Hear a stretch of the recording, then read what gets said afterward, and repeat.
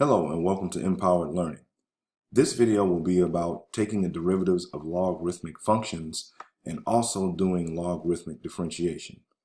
When I say doing logarithmic differentiation, what I mean is we're going to take the derivatives of functions that have logarithms in them, and depending upon how that function looks, we will exploit some of the logarithmic properties to be able to rewrite our function so that when we take the derivative of it, it'll be easier to do. Or we may have a situation where we want to take the derivative of an equation, and that equation may not necessarily be a function, but we still want to find the rate of change of it. So what we do is we take the natural log of both sides so that whatever variable we're trying to find the derivative of, we can actually get that out of the exponent so that we can actually solve for the derivative of that particular function that is within that equation. So that's sort of what we're going to be talking about today. Now, to start off here, I just wanted to make sure that we all remembered what the derivatives of the basic logarithm is. And so this is this first derivative here, basically saying that the derivative of log base a of x is just 1 over x times natural log of a.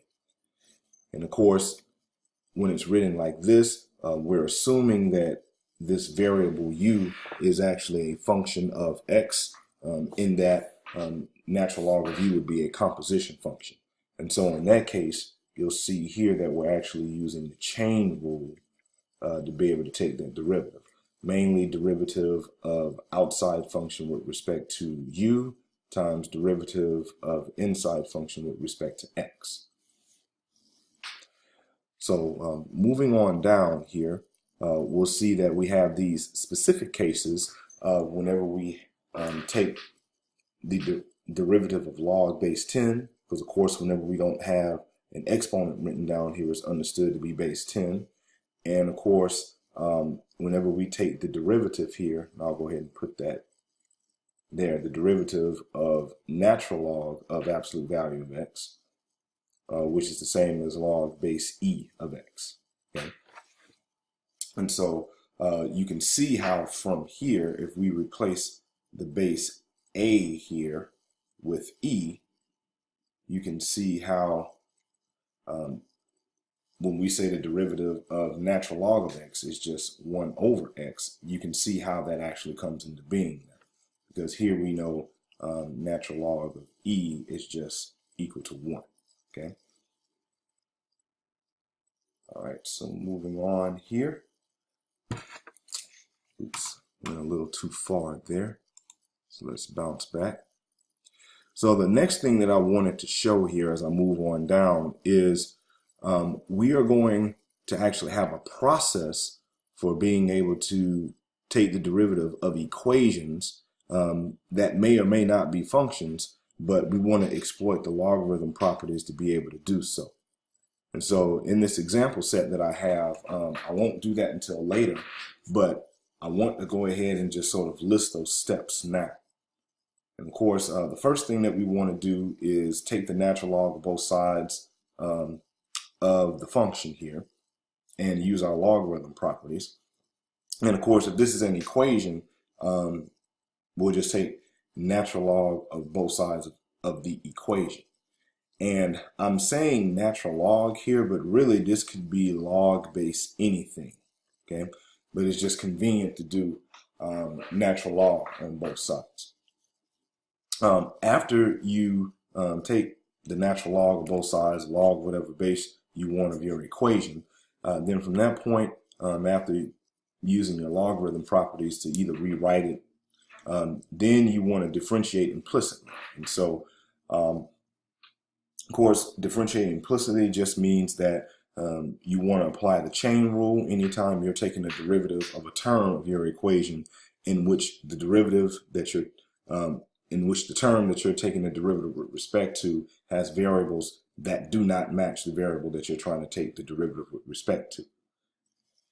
And so lastly here, after we do that, then of course you just want to solve for the derivative of y with respect to x, or the derivative of whatever variable with respect to the other variable that you're talking about. And so I mention it that way because sometimes you may have equations where you're trying to find the derivative of x with respect to y. And of course, if you have an equation that has both variables x and y in it, finding the derivative of x with respect to y will be very different than finding the derivative of y with respect to x.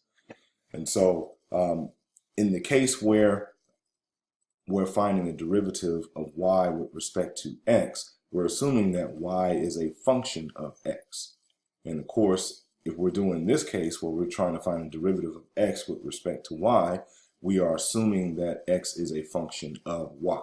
So that's some things from implicit differentiation that we don't want to forget.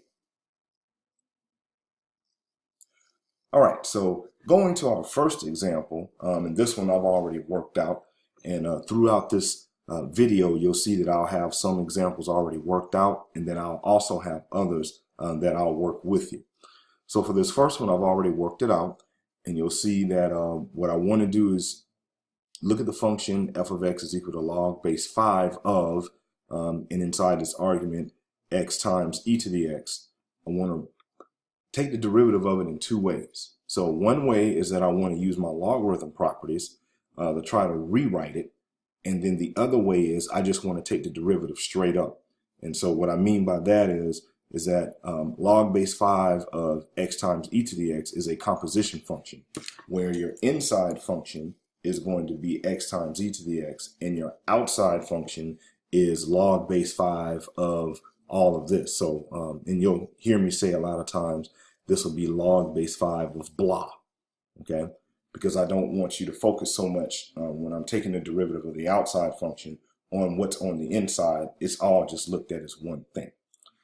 All right, so looking at the first method of doing this, we know from our logarithm properties that anytime we have log base a of, let's say, x plus log base a of y, that we can rewrite this as multiplication inside the logarithm. So here we already see that we have multiplication inside the logarithm, so we want to rewrite it as addition. So that's what you see here. We also have another property that says that anytime we have log base a of m raised to the p, then we can take this p and put it out in front, and that would just be p times log base a of m. And so here you'll see that I can take this x and put it out in front. So that's what you see here. Now, I remind everyone that log base 5 of e is just a constant because e is a constant approximately equal to 2.71, and log base 5 of a number is still just a number, okay? So from there, I know that the derivative of this function, which also can be rewritten this way, I'm just going to take the derivative of each term separately. So log base 5 of x is just 1 over x times natural log of 5 from what we saw on the previous page. And log base 5 of e times x, the derivative of that is just log base 5 of e. Because remember, log base 5 of e is just a number. So just like if I was taking the derivative of 2x, that would just be 2. The derivative of log base 5 of e times x is just log base 5 of e.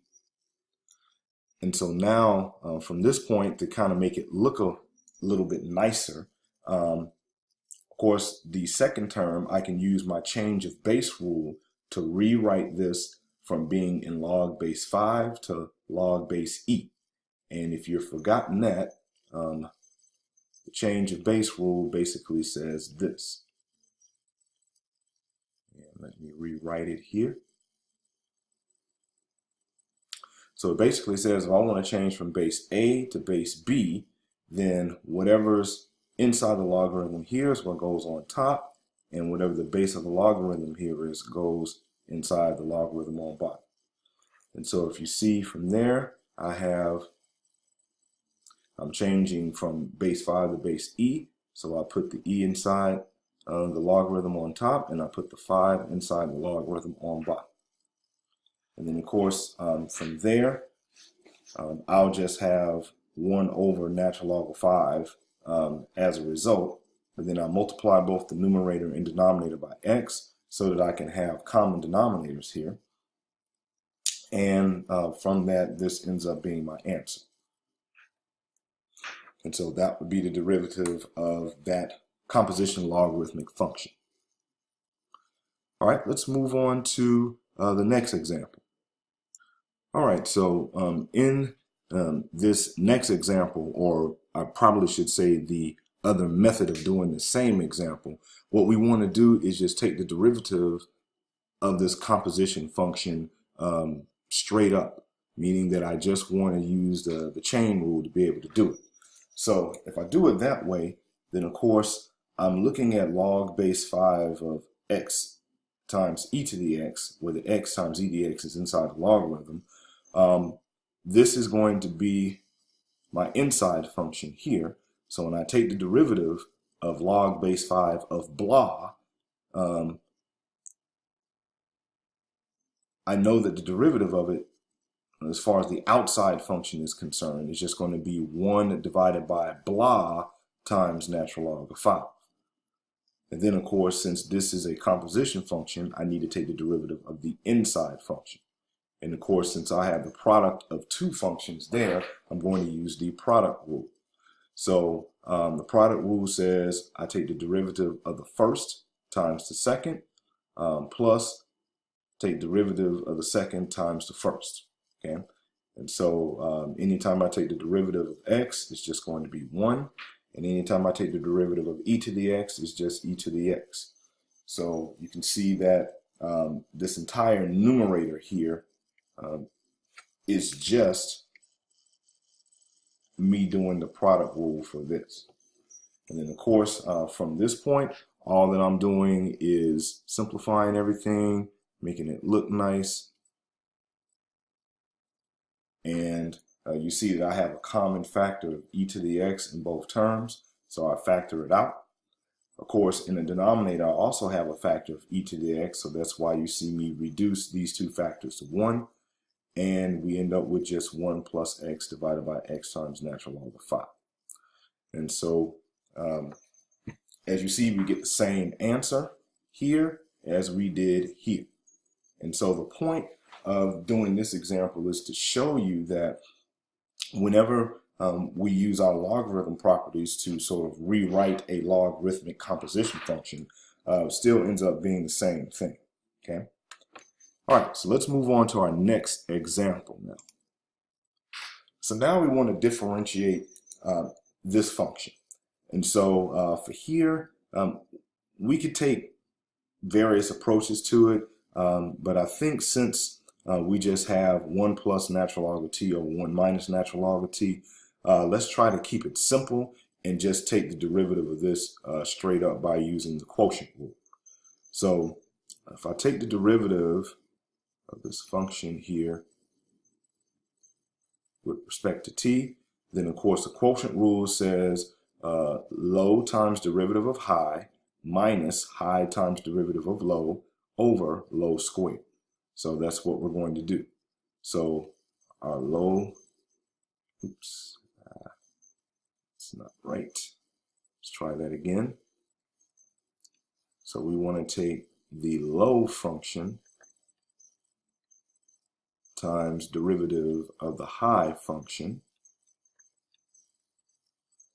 minus high function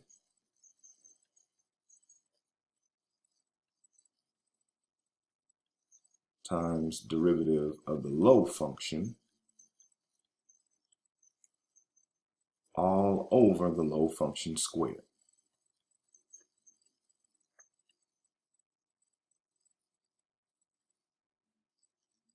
All right, so right now what we know here is that we need to take the derivative of these two terms and these two terms.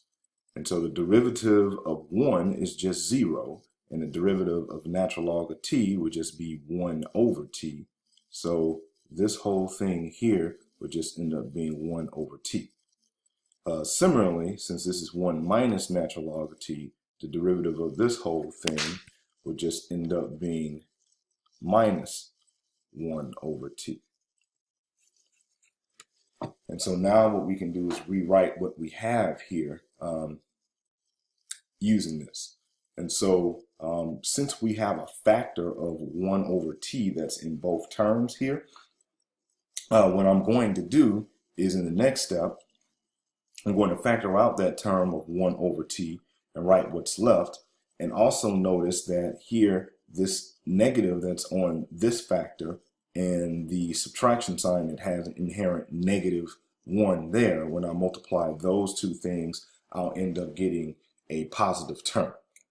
And so I'll go ahead and write that step next. All right, so writing this out, we'll just have a 1 over t here. And on the inside, I'll have 1 minus natural log of t. And this will be plus now because the negative times negative is positive. 1 plus natural log of t. And then all of that over 1 minus natural log of t, quantity squared. And of course, looking here, we see that we have nothing but addition and subtraction. So I could technically get rid of these parentheses that you see here. And of course, if I do that, then my negative natural log of t and my positive natural log of t both cancel to 0. And all I have left here is 1 plus 1, which is 2. So this will end up being just 2 over t divided by 1 minus natural log of t, quantity squared. And of course, if we do the complex fraction division here, we'll know that the 2 remains on top, and this t here will move down in the denominator, and we'll just have t, and let me write that t a little better. We'll just end up having t times 1 minus natural log of t, quantity squared. And that'll be our final answer for that example. So for this next example, since I have log base 2 of a bunch of functions that are inside of it, the e raised to the negative x times cosine of pi of x, I realize this is a composition function, and this is multiplication of two functions here. So I'm going to rewrite this using my logarithm properties as log base 2 of the e to the negative x times log base 2 of cosine of pi x. So let's go ahead and do that now.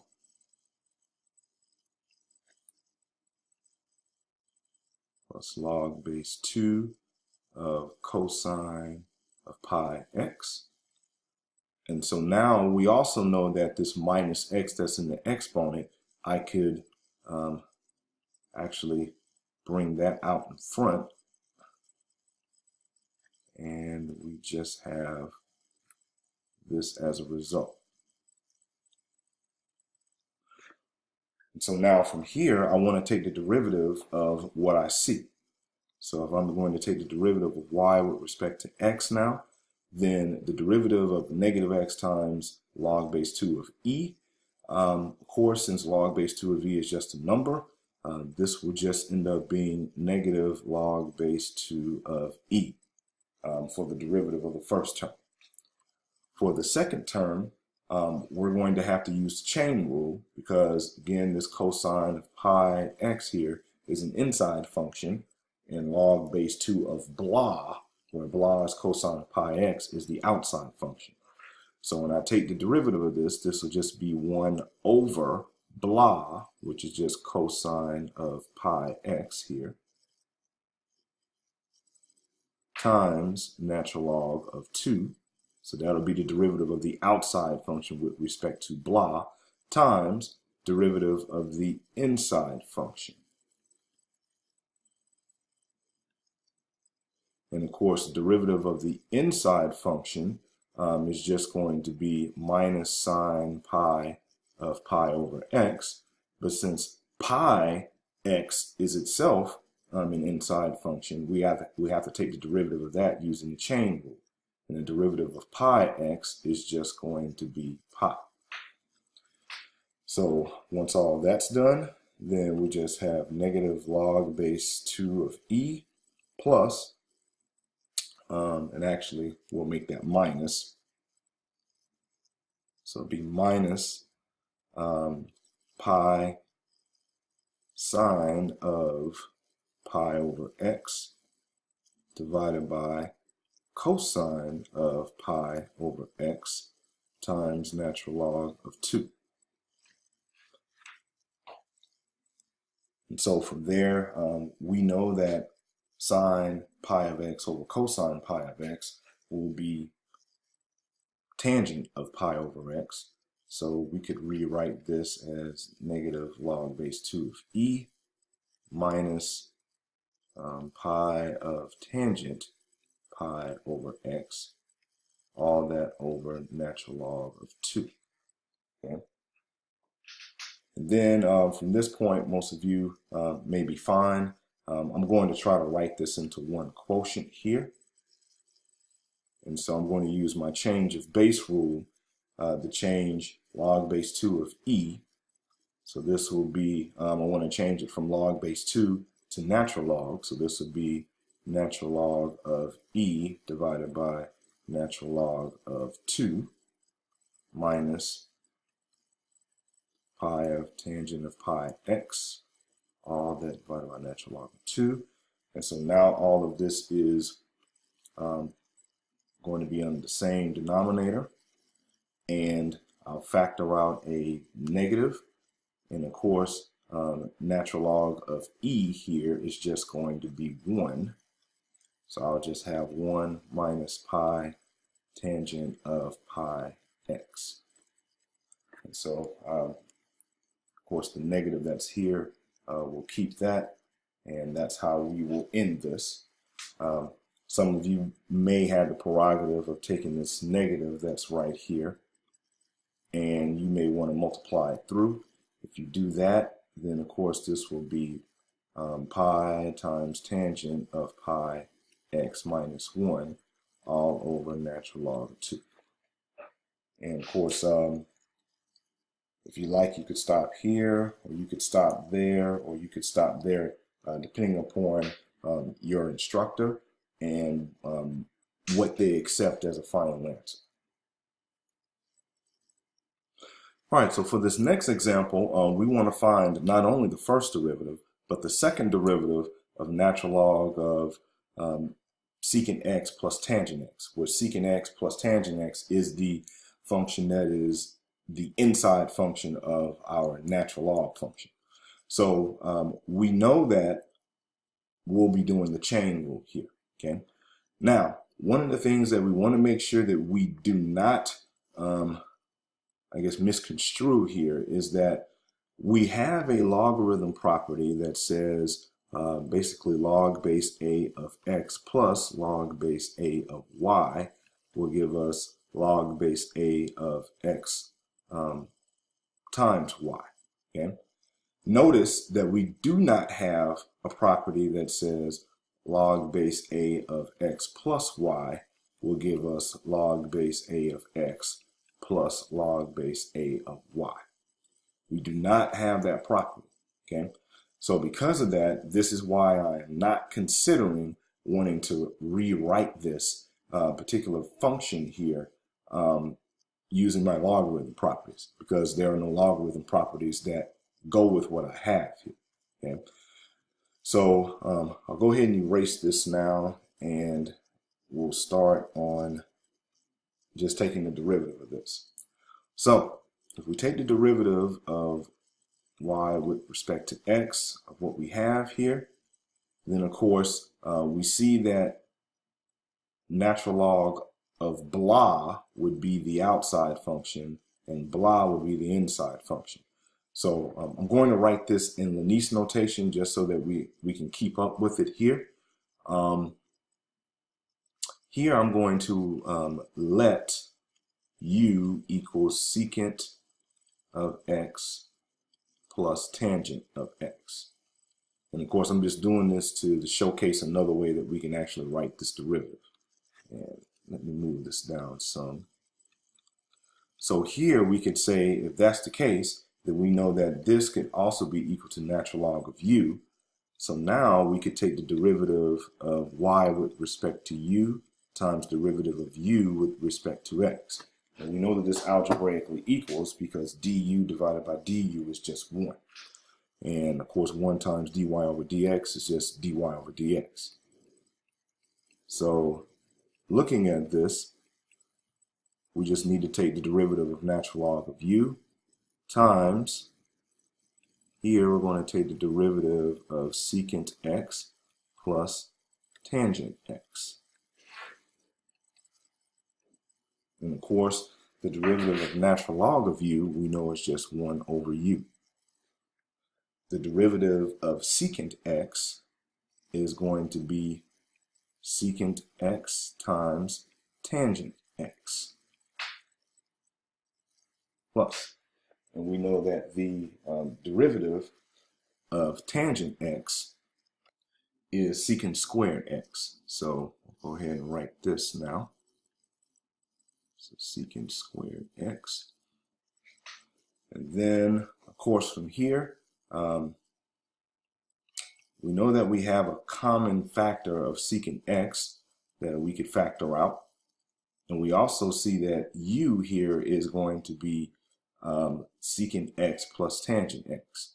So to write all of that, we'll do the following here. So we'll say we have a factor of secant x, which will just give us tangent x plus secant x.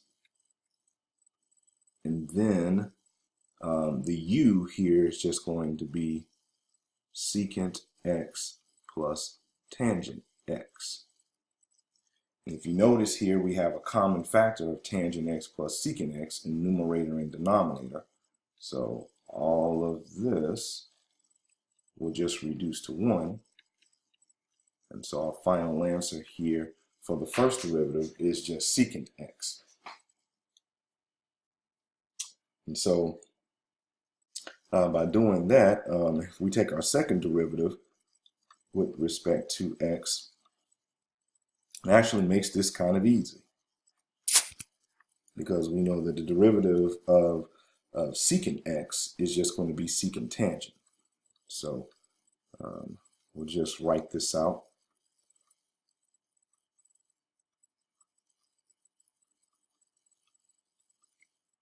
So that's just secant x times tangent x.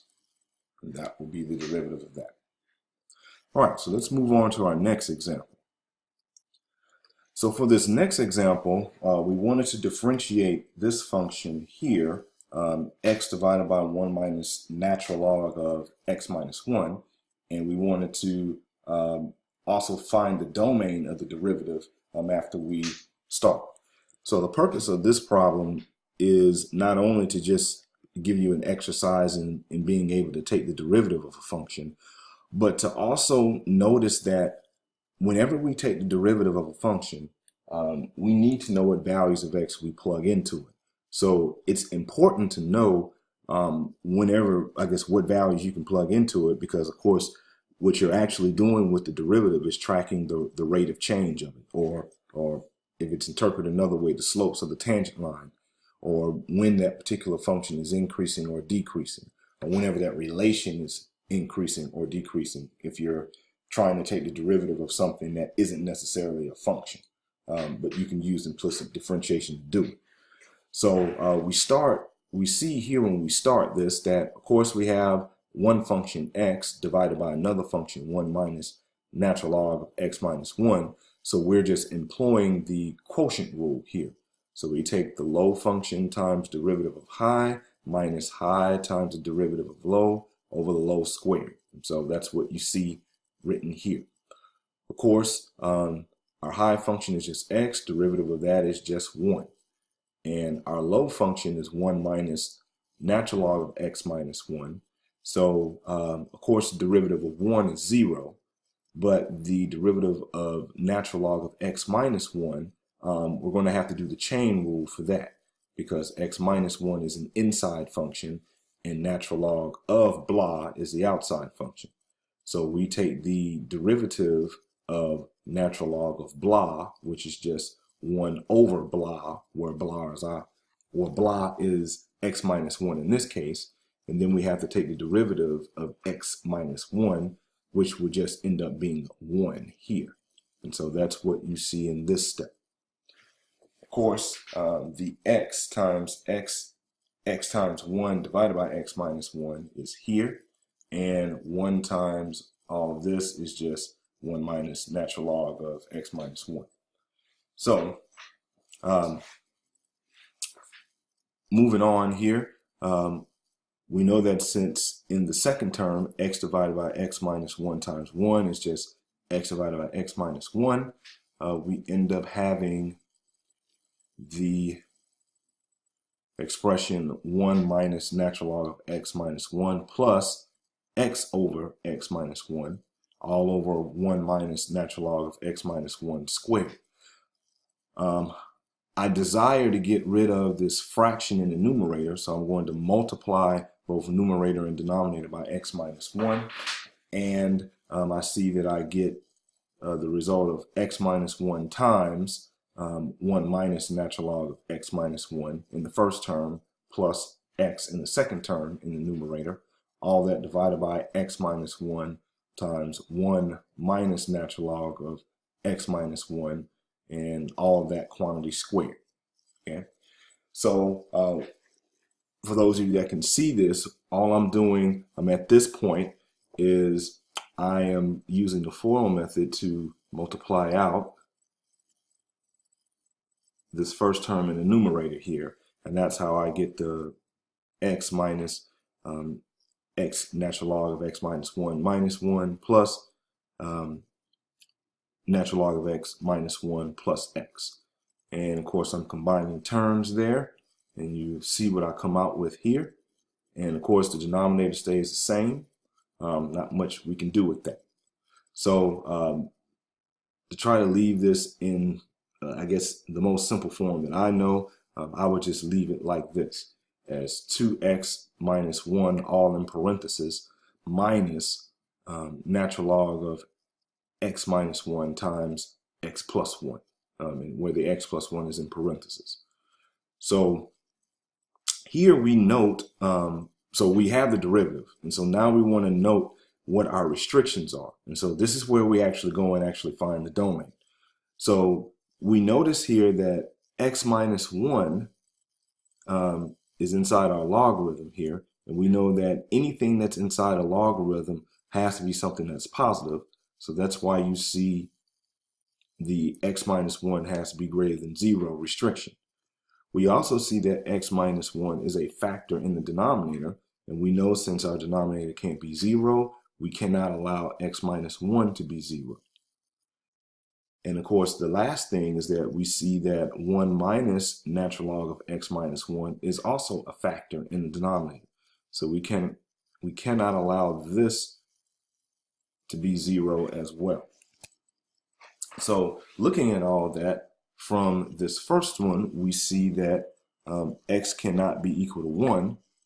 From the second one here, we see that x has to be greater than 1.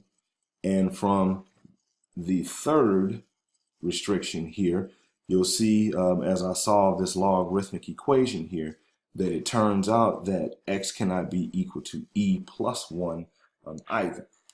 So if we take all that into account, you'll see that the domain of our derivative is going to be all values greater than 1, but we have to skip the value of e plus 1, where e is approximately equal to 2.71.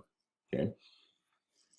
And so now we know if we were to use this function of the derivative in trying to track the rates of change, we know for what values this would be valid for. Okay. Now, if we look back here, if you notice in the original function is such that we know that this 1 minus natural log of x minus 1, we know that that can't be 0. Okay, And of course, that tells you that this can't be e plus 1. We also see that what's inside of here, we know that x minus 1 has to be greater than 0 as well, which means x has to be greater than 1. So you can see that for this function here, what the derivative of the original function is also matches the derivative, the domain of the original function also matches the domain of its derivative. And so in this case, it's that way. It is not always that way, depending upon what function you deal with, okay? But for this one, it is.